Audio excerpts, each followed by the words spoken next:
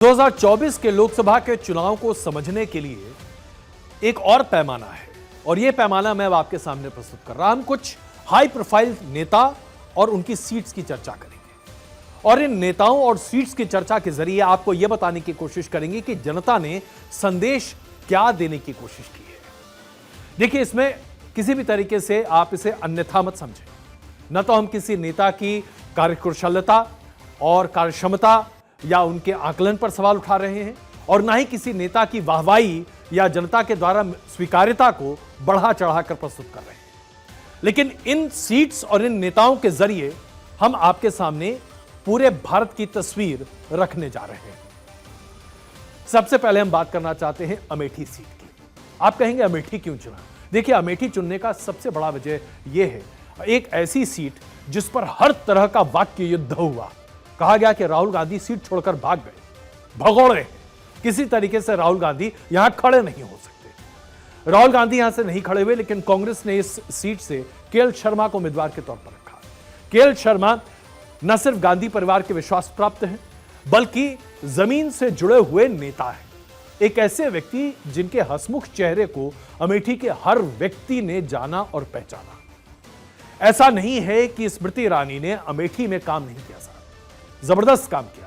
2014 में उन्हें जीत नहीं मिली, 2019 में उन्हें जीत मिली और जीत मिलने के बाद भी वो लगातार अमेठी जाती नहीं, काम करती रही। लेकिन इसके बावजूद एक इनएक्सेसिबिलिटी, उन तक पहुंचने का एक जो खाई होती है जनता और उनके बीच में, ये खाई बड़ी बनी रही और इस खाई की वजह से स्मृति ईरानी की तमाम अच्छाइयां एक तरफ और ये खाई एक तरफ दिखा। और यही वजह है कि एक जमीन से जुड़े नेता को, एक ऐसे व्यक्ति को जिसने कभी चुनाव में कदम नहीं रखा लेकिन चुनाव मैनेजर के तौर पर काम किया, अमेठी की जनता ने वोट दिया। जाहिर सी बात है, इसमें सेंटिमेंट्स की बात भी है, लेकिन यह सेंटिमेंट से कहीं ज्यादा जुड़ा एक मसला था जो अमेठी के तमाम मतदाताओं ने स्पष्ट तौर से कहा। उनका कहना था कि केएल शर्मा एक ऐसे व्यक्ति हैं जिनके पास आप कभी भी फोन करो वो उपलब्ध है, कभी भी बुलाओ वो आते हैं। देखिए, बहुत बड़ा संदेश है जो देश की जनता ने हमारे तमाम राजनेताओं को दिया है साहब। आज जनता ऐसे नेताओं को चाहती है जो उनके दुख सुख में उनके पास रहें, एक्सेसिबल रहें। ऐसा न हो कि जनता नेता तक पहुंच ना पाए। और यह संदेश जो आज अमेठी से निकला है, यह बहुत बड़ा संदेश है। इसके साथ साथ उत्तर प्रदेश की एक और सीट पर चर्चा करते हैं, यह है मेरठ। मेरठ से ऐसा लग रहा था कि किसी भी कीमत पर अरुण गोविल शायद चुनाव जीत नहीं पाएंगे। स्थानीय लोग भी कह रहे थे अरे बहुत मुश्किल है। वो खुद भी अपने मतदान के बाद ऐसे गायब हुए कि कोई उन्हें वहां देख नहीं पाया दोबारा। लेकिन मेरठ से अरुण गोविल की जीत यह बताती है कि जब पार्टी का संगठन काम करता है और खास करके वो पार्टी जो कि पश्चिमी उत्तर प्रदेश में ध्रुवीकरण की राजनीति में महारत हासिल कर चुकी है, तो फिर कोई समीकरण उसके सामने आप रखिए फेल कर जाता है। और यहां पर इस सीट ने एक और बात सामने रखी, आरएलडी को अपने साथ रखना बहुत फायदेमंद का सौदा साबित हुआ। यानी कि गठबंधन की राजनीति, जमीनी हकीकत की समझ और कार्यकर्ताओं का समर्थन, यह है जिसकी वजह से कोई नेता जीतता है। यानी कि एक मैसेज है जो कि सभी राजनीतिक दलों के लिए है। इसके बाद आइए और आगे बढ़ते हैं। कई ऐसी सीटें हैं जो हम आपके सामने प्रस्तुत कर सकते हैं, लेकिन अब आते हैं, हम बात करते हैं एक और सीट की जिसमें फैजाबाद। चलिए साहब, इस सीट को लेकर कल से मैं चर्चा कर रहा हूं। फैजाबाद की सीट को समाजवादी पार्टी के अवधेश शर्मा ने जीता। आप जरा सोचिए यहां पर क्या स्थिति रही। अवधेश शर्मा ने यह साबित कर दिया कि राम मंदिर निर्माण, प्राण प्रतिष्ठा, इन सबसे ज्यादा महत्वपूर्ण क्या है, रोजी रोटी और मकान। देखिए, अयोध्या में जबरदस्त विकास की परिस्थितियां बन रही थी। योगी आदित्यनाथ ने तो ऐसा लग रहा था जैसे कि अयोध्या को स्वर्ग ही बनाने की ठान ली थी। इसके बावजूद आम लोगों की जिंदगी वहां मुहाल थी। और उसकी वजह क्या है? अचानक से बढ़ते रियल एस्टेट के प्राइसेस, काम का कम होना, तमाम बड़े कॉन्ट्रैक्ट्स और तमाम बड़ी चीजें उत्तर प्रदेश से बाहर के लोगों को दिया जाना, ये जो फैक्टर है, यानी कि स्थानीय वर्सेस बाहरी, बड़े पैमाने पर अयोध्या में काम कर गया साहब। और भारतीय जनता पार्टी ने जो कहा उसे पूरा किया। इसके बावजूद फैजाबाद और अयोध्या की जनता ने मुनासिब पाया कि वो उस पार्टी को वोट दें जिसने रोजी रोटी कपड़ा और मकान की बात की। यही बात निकल कर आती है साहब, अगर पेट भरेगा तभी भक्ति है, तो पहले पेट फिर राम। यह बात भी राजनीतिक दलों को याद रखना चाहिए। फिर बात करते हैं चलिए मंडी सीट की। यह कहावत आज से नहीं बल्कि कई चुनावों से चली आ रही है, जिसने मंडी जीता उसने देश जीता। भारतीय जनता पार्टी ने मंडी की सीट जीती साहब। देखिए 240 पर है, लेकिन देश पर सत्ता आज भी भारतीय जनता पार्टी की अगुवाई में एनडीए सरकार ही करने जा रही है। कांग्रेस ने विक्रमादित्य सिंह को यहां पर उतारा। विक्रमादित्य सिंह कंगना रनौत के सामने हार गए। अब आप कहेंगे भाई ये कैसे हुआ? राजपूत हैं, राज परिवार से आते हैं, हिमाचल प्रदेश के हैं, फिर भी हार गए। इसकी बहुत बड़ी वजह थी उनकी इनएक्सेसिबिलिटी। उनकी मां जो कि यहां पर सांसद थी, दोबारा चुनाव लड़ना नहीं चाहती थी प्रतिभा से।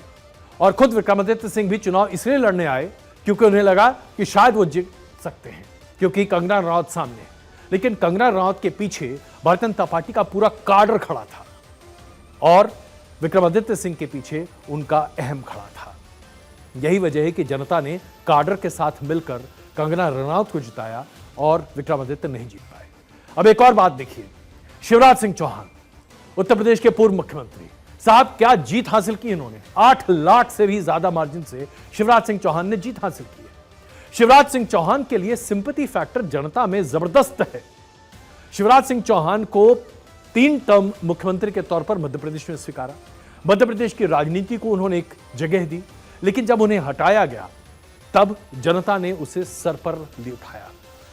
कुल मिलाकर देखा जाए तो शिवराज सिंह चौहान जैसे नेताओं ने साबित किया कि भारतीय जनता पार्टी के पुराने घोड़ों में आज उतना दम है जितने बाहर से लाए इंपोर्टेड घोड़ों में है नहीं है। यानी कि भारतीय जनता पार्टी के जो ट्रस्टेड लीडरशिप है उस पर भारतीय जनता पार्टी को भरोसा करना चाहिए। और यह बात इसलिए भी निकल कर आती है कि जब आप इसे राजस्थान से देखते हैं, वसुंधरा राजे के बेटे की सीट पर उनके बेटी की जीत यह बताती है कि वसुंधरा राजे अगर फुल फॉर्म में राजस्थान में कैंपेन कर रही होती तो भारतीय जनता पार्टी के लिए जबरदस्त फायदा होता। एक और आखिरी बात, हालांकि कई ऐसी सीटें हमने छांट कर रखी थी लेकिन वक्त की कमी है।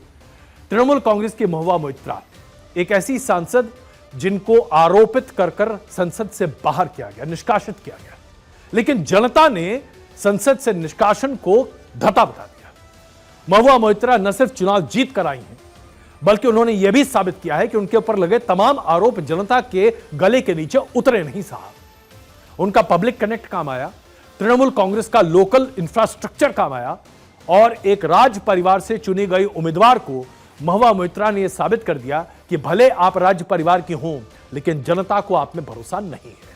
यानी कि पेडिग्री, परिवार मायने नहीं रखता, आपका काम जनता के बीच में मायने रखता है। ऐसे कई और सीटें हैं साहब जो आपको बताती हैं कि भारतीय राजनीति के जो पूरे गुण हैं वो क्या क्या निकल कर आ सकते हैं। और कुल मिलाकर एक छोटी सीट और बात कर लेते हैं, अधीर रंजन चौधरी साहब के बारे में कैसे छोड़ दें। देखिए यूसुफ पठान की जीत यह साबित करती है कि भले ही आप गुजरात के एक व्यक्ति को लाकर पश्चिम बंगाल में चुनाव लड़ा दें, लेकिन अगर उसके पास पब्लिक कनेक्ट है तो एक व्यक्ति जिसके नाम पर गुंडागर्दी, दबाव और बे रोक टोक बोल की तमाम आरोप लग रहे हैं, जिसका जनता से कनेक्ट खत्म हो गया है, उसके लिए बड़ी नसीहत है। हम आपको हटाकर किसी ऐसे व्यक्ति को चुन सकते हैं जो हमारे राज्य का भी नहीं है। तो इस देश ने जनादेश अपने अपने आधार पर बड़े पैमाने पर दिया है और यह बताता है कि आज हमारे देश की जनता को समझना पड़ेगा, सीखना पड़ेगा। इससे बड़ी सीख और क्या हो सकती है कि पंजाब में अमृतपाल सिंह की जीत हुई है साहब। आप जरा सोचिए, असम की जेल में बंद हैं, 11 मामले एनएसए के लगे हुए हैं, उनके परिवार ने कैंपेन किया है, लेकिन पंथक राजनीति आज पंजाब में चरम पर है। जिस राजनीति को लेकर आम आदमी पार्टी अपने आप को राज्य स्तर पर स्थापित कर रही थी, वो आम आदमी पार्टी के हाथों से खिसक कर, अकाली दल के हाथों से खिसक कर ऐसे नेताओं के पास पहुंच रही है जिससे जनता आइडेंटिफाई करती है। जाहिर सी बात है आज जनता का कनेक्ट अपने आप में महत्वपूर्ण है। आप क्या हैं यह मायने नहीं रखता, आप क्या जनता के लिए कर सकते हैं, ये मायने रखता है।